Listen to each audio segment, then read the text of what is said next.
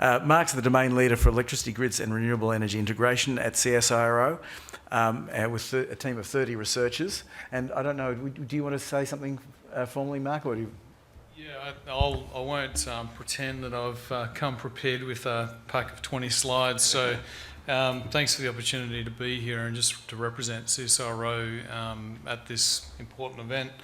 I guess I've spoken a couple of times already, so I'll try not to repeat myself in some of the things that I've said. But I guess probably just a few key points that I'd make. Obviously, my particular focus is around the electricity system side of energy. And I guess if I use that as an analogy, just with some of the broader opportunities and challenges for the nation, I think that might be helpful. I guess in terms of the opportunity here with EPIC, I guess there's a strong parallel there with the fact that in but one of our electricity system energy system domains, being electricity, between now and 2050, we as Australians will spend in the order of $1,000 billion, plus or minus 150 billion, on our electricity solutions.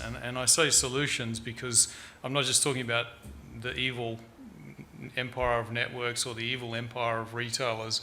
I'm also talking about what goes on the customer side of the meter as well. And I guess the point I'm making there is that we often are looking for a party to blame when we just take a step back and we think about the TOTEX investment in our energy systems. We're talking about very big numbers that can have that are proportionally large across different ways to spend, but very different outcomes. And so I guess there's a whole range of trade-off decisions that as a society we need to be making around topics that are incredibly complex. And they're not just technologically complex. They are technological complexity that resides within social complexity and institutional complexity and regulatory complexity. And so, and my personal belief, even though I work for an organisation that is well renowned for, technologies and so on, is that ultimately some of the major challenges for us are not the technologies themselves, but they are the institutional spaces or the spaces for co-design and co-creation and collaboration to actually chart courses through that complexity. So that in Australia, we're seen globally as really a place where the perfect storm of transformational and disruptive forces are certainly hitting the electricity sector in a way that I can point you to several US publications that just point straight back at Australia and say, get on a plane and go to Australia to see what's happening. And so with huge challenges come huge opportunities, if only we're willing to see them.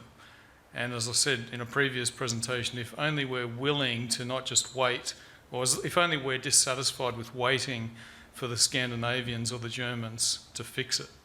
And so it's not just regulatory, it's not just business models, it's not just technological, it's not just a social license, it's not just pricing issues, it's all of those things plus. And I think it's through establishing the vehicles for structured, good faith co-design, such as EPIC, that we can actually, we can not only survive this journey, we can actually apply a whole of ecosystem approach to navigating major change. And I guess what I would say, just as a couple of final thoughts here, is that the thing I'm often really interested in is if I'm in the States at conferences or whatever, it's interesting that we have similar landmass to continental US, 23 million people versus 330 million. Again, in the space that I work in electricity, we think our system is complex, regulatory structures and so on. Well, at least we've got one regulator that oversees most of our service, and they've got 50. We've got 20 network businesses, they've got 3,200 or something. And so what our complexity is actually relatively simple compared to that. So what's the point I'm making? The point I'm making is that at continental scale, Australia can actually do things if we are willing, if we can create the spaces to do them, that our other countries will find it very hard pressed to do. And so I guess the opportunity and the challenge here is to say it's through these vehicles, I think, that we as a nation can actually become a global leader in navigating the energy transition.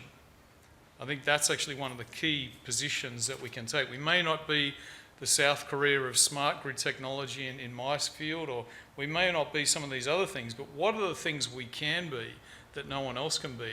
And I think being global leader of ecosystemic change and navigating that change and accruing the benefits from that is really one of the things that I think EPIC can play a key role in.